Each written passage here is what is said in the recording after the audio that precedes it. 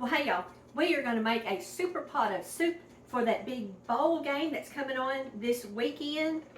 And it's going to be clam chowder and it's going to be gluten-free. So let me tell you what I have done first before y'all got here. I cooked 4 pieces of bacon in my big old pot, and took the bacon out and crumbled it, and I've got the grease from that. And I have about a half a cup of chopped yellow onion, and I have about a half a cup of, well actually it's 2 ribs of celery, and they're both diced very small. Now the original recipe does not call for celery, but I like it in there, and I had it in the refrigerator and I wanted to use it up. So that's what we're doing. Waste not, want not. Now this recipe, okay, let's see, I've got it set on about a 4. I'm going to turn it about a 3.5 there. Let's see, turn it down to a 3. This recipe came in a magazine years and years ago. And I have been looking for a good clam chowder recipe because this is my Donnie's favorite soup in history of soups, is clam chowder. And anytime it's on the menu at a restaurant, he's going to get it. And so I did find this one, and I did like it, and it was free. It came in a magazine when they were trying to get you to order magazines probably, I don't know, 15 years ago. And I have made this with white potatoes. Of course, we always call them Irish potatoes. And I've made it with red potatoes. It doesn't really matter to me. It just depends on what you like. And I'm just scraping this around to get all of those good, yummy bits off. Now, you don't have to use bacon grease. Absolutely not at all. You can use a couple tablespoons of butter. You can use your favorite cooking oil, avocado, coconut, chef way, whatever yours is. Just use that. Use what you have. And I want to tell you about this bacon. If you didn't see us putting bacon in the freezer, go back. Type in Kimmy's Southern Cooking Freezing Bacon. We rolled it up, and I just put it in the Ziploc bags. And then there you go. I've only got 1 left here, so I need to get some more when they go on sale and do that too. Because I keep these in the freezer. I just took those straight out of the freezer and put them in my big pot. And as they defrosted, I just encouraged them to unroll, and so easy peasy, there you go. Okay, to this, I have 4 of these potatoes that I have cut up. They've just been soaking in some water, waiting on y'all to get here. And I cut them all pretty uniform in size. And I saved the skins. I cut them off in strips. I didn't use my peeler. I cut them off in strips using my paring knife. And I'm going to play with those this afternoon, y'all, in the air fryer. And I'm going to see what we can't come up with, because I don't want them to go to waste. And if you see in the next couple days, you see a recipe for that, you know it was a success. And if you don't see it, you know what that tells you? OKD over here didn't do a good job on that. But I like to play with that air fryer, y'all. There's so many different things you can do in it. I just love it. And we had potato skins last night that I had cooked in it, and from baked potatoes, and that was absolutely to die for. So we'll do that again before that big game gets here this weekend. Okay, I'm going to turn this up on about a medium now, and I'm just going to coat those potatoes, some of that good old flavorful stuff in there. Okay, now to this, I'm going to add, let's see, where's my clam juice? 1 bottle of clam juice. Now you do want to shake this up because stuff sticks on the bottom. So I'm going to add my 1 bottle of clam juice.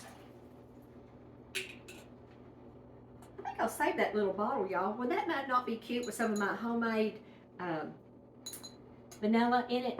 Be cute. Okay, so I have 2 cans of minced clams, and I drained them, and I'm going to put that juice in here also. But I'm going to wait about putting the clams in it until we're almost ready to eat, because I don't want them to get gummy and stick, and you know, be like chewing a piece of double bubble in your soup. Nobody has time for that. Doesn't sound good at all. Okay, now to this, about 1 tablespoon of gluten-free cornstarch.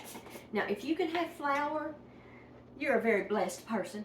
But us gluten-free people, we're always looking for something that we can substitute. And about 1 tablespoon of cornstarch works out pretty good, all right, for this. And I'm not going to add salt until it gets kind of through cooking, because I want a taste of it and then kind of see. Let's see, let's put some pepper. Let's measure with our heart. That looks good to me. Okay. Now I'm going to add 1 cup of half and half. Get my little, and I'm going to tell you what we're going to fix with this too. I've got a box of Red Lobster gluten-free Cheddar Bay biscuits, and I cannot hardly wait for that because that is going to be delicious. So I've got my oven preheated over there, and they're going to be so good. So there we go. There's 1 cup of half and half. And we'll finish this off with about a half a cup of whipping cream. Okay, y'all, I am just going to, this is on a medium, and I'm not going to bring this to a boil and just boil the whaleys out of it. I'm just going to cook it on a medium, and it will be fine. It'll be fine. So, alrighty, let me put the lid on this. Let me make sure I didn't forget something. No, I didn't. And we crumbled the bacon up.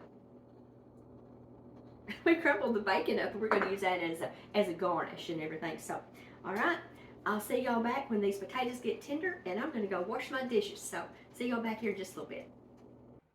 Well, hey y'all, these potatoes have been simmering about 30 minutes, and they are done. So, what I'm going to add now is I have a cup of whipping cream. Now, this is optional. You do not have to add. Let's see if we can get any more of that. You don't have to add this, but I just had it in the refrigerator, so I thought, yep, I believe I will. And I did taste of it a while ago, and it did need about a teaspoon of salt, but that is to taste. So I'm going to add my 2 cans of clams that are minced, and we're going to wait and garnish with our bacon. Now I have this on a simmer, and this is going to sit here and do its wonderful thing because he's about to hit the back door. I've got my Cheddar Bay gluten-free Red Lobster biscuits in the oven, and I got some tea making. So we'll see y'all back when it's time to eat them up. Yum yum. Alrighty y'all, it is soup time. Soup's on. So I'm just going to scoop up just a little bit for me, like a whole bowl full. And I will tell you that this does not make just a huge amount because it's a smaller size, and so you're not going to have to give it to everybody that comes by your house willy-nilly. And it really won't freeze well because of all the dairy products in here. And I'm going to put just a little bit of garnish on top. And to y'all that stayed around to the end, I want to tell you that I put together a cookbook, a gluten-free cookbook, and it's so much fun. And I've been talking to some of my friends that have put out cookbooks, and I have ordered theirs. And I tell you what, this is just more fun. I put this off for a long time, but I've had so many of y'all say I need a gluten-free this and that and the other thing, and I thought, why I'm gonna turn this off. Why don't I just do that? I need to put one out there. So I don't know when it's gonna be. I don't want to say April or June or whatever, but I will keep y'all posted. So there's just a little bonus to y'all that stayed around to the end. So let's just get us a little bite of this.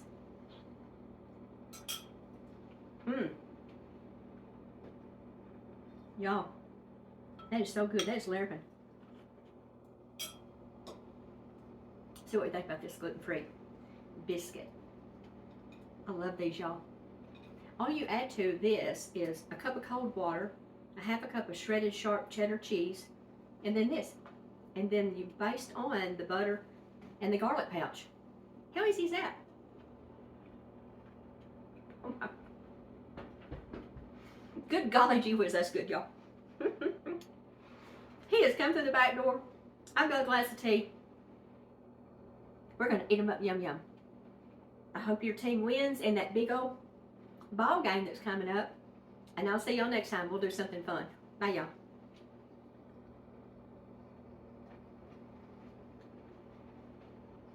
You ready, Dee?